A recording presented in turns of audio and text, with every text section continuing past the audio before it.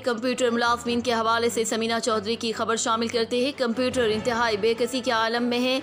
मौजूदा हुकूमत ने कंप्यूटर IT मुलाजमीन को भर्ती किया था, लेकिन अभी तक उनका कोई हल नहीं निकला। मौजूदा हुकूमत की यकीन दहानियों के बावजूद मामला जू का तू है। मुलाजमीन ने राजा मोहम्मद फारूक हैदर खान, सैयद इफ्तिखार हुसैन गिलानी, सेक्रेटरी तालीम स्कूल से मुतालबा किया है कि कंप्यूटर IT के मुलाजमीन के मुतालबे पूरे किए जाएं, वरना हम रास्त इकदाम करने पर मजबूर हो जाएंगे।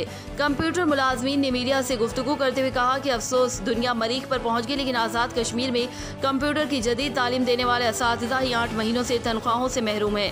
अब नौकरियां भी ख़त्म करने का सिलसिला शुरू हो गया है, जिससे बच्चों का मुस्तकबिल तबाह होने का खतरा है।